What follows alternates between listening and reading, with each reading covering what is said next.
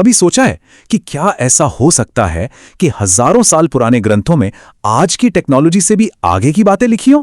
आज हम इसी दिलचस्प सवाल को समझने की कोशिश करेंगे और जानेंगे कि सच और कल्पना में आखिर फर्क क्या है। जरा सोचिए, अगर वेदों में जो हजारों साल पहले लिखे गए थे मॉडर्न टेक्नोलॉजी का जिक्र हो, नव भारत टाइम्स का एक आर्टिकल कुछ ऐसा ही दावा करता है। मतलब ये सुनने में ही कितना अविश्वसनीय लगता है ना? तो फिर सवाल ये उठता है कि आखिर ये है क्या ये किसी खोई हुई टेक्नोलॉजी का सबूत है, या सिर्फ एक पुरानी कहानी, या फिर कुछ और ही मामला है? चलिए इस पहेली को सुलझाने की कोशिश करते हैं। देखिए, इन ग्रंथों में सिर्फ हल्का फुल्का जिक्र नहीं है, बल्कि हैरान कर देने वाली डिटेल्स हैं। जैसे रामायण का पुष्पक विमान जो सोच की स्पीड से चलता था, या फिर ऐसे जहाज जो हवा, अंतरिक्ष और यहां तक कि समंदर के अंदर भी चल सकते थे। और सुनिए, बात सिर्फ कहानियों तक ही नहीं रुकती। दावा तो ये भी है कि महर्षि भारद्वाज का लिखा विमान शास्त्र जैसा एक पूरा ग्रंथ है जिसमें इन मशीनों को बनाने के तरीके तक बताए गए हैं। सच कहूं तो ये किसी साइंस फिक्शन फिल्म की स्क्रिप्ट जैसा लगता है। अब देखिए, जब हमारे सामने इतने चौंकाने वाले दावे आते हैं तो उन पर आंखें बंद करके यकीन तो नहीं किया जा सकता है ना। हमें इन्हें परखने के लिए एक फ्रेमवर्क चाहिए, एक साइंटिफिक तरीका चाहिए। तो चलिए देखते हैं कि वो तरीका क्या है। और यहीं पर हमें एक बहुत जरूरी कॉन्सेप्ट को समझना होगा। वो है असली साइंस और जो सिर्फ साइंस जैसा दिखता है पर होता नहीं है, उसके बीच का फर्क। इसी दूसरी चीज को कहते हैं छद्म विज्ञान या सूडो साइंस। अगर आसान भाषा में समझें तो छद्म विज्ञान वो दावे हैं जो साइंटिफिक होने का दिखावा तो करते हैं, लेकिन जब उन्हें साइंस के तरीकों से परखा जाता है तो वो फेल हो जाते हैं। मतलब ये सबूतों पर नहीं, सिर्फ विश्वास पर टिके होते हैं। तो फिर सवाल है कि इसे पहचाने कैसे? इसके कुछ साफ साफ संकेत हैं, जैसे ऐसे दावे जिन्हें आप गलत साबित ही नहीं कर सकते या जिन पर कोई साइंटिफिक जांच पड़ताल ना हुई हो। और अक्सर ये दावे साइंस के जाने माने नियमों को भी नहीं मानते। ठीक है, तो अब हमें छद्म विज्ञान के ये संकेत पता हैं, तो चलिए इन्हीं का इस्तेमाल करते हैं और वापस चलते हैं अपने वैदिक विमानों वाले दावे पर।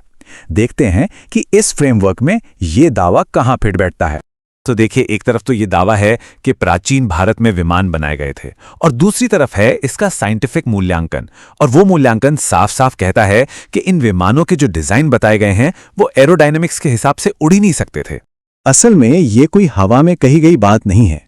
1974 में Indian institute of science Bangalore के रिसर्चर्स ने इन डिजाइन्स की स्टडी की और इसी नतीजे पर पहुंचे कि ये विमान एरोडायनेमिकली अनफीजिबल थे, यानी हवा में उड़ने लायक थे ही नहीं। ये एक बहुत बड़ा साइंटिफिक खंडन था। और ये जो पैटर्न है ना, जहां दावे तो बड़े साइंटिफिक लगते हैं पर असल में होते नहीं हैं, ये सिर्फ इस एक केस में नहीं दिखता। छद्म विज्ञान हमारे आसपास कई अलग अलग रूपों में मौजूद है।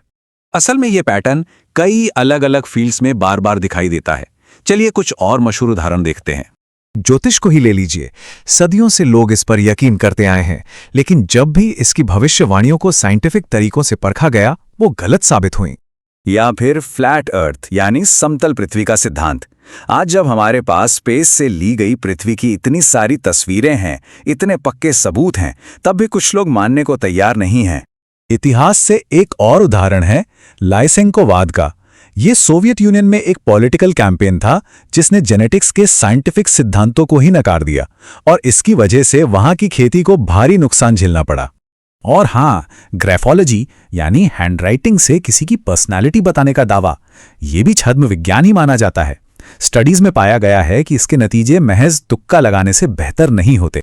तो इन सब उदाहरणों के बाद असली सवाल पर आते हैं, आखिर हमें साइंस और छद्म विज्ञान में फर्क करने की जरूरत ही क्या है?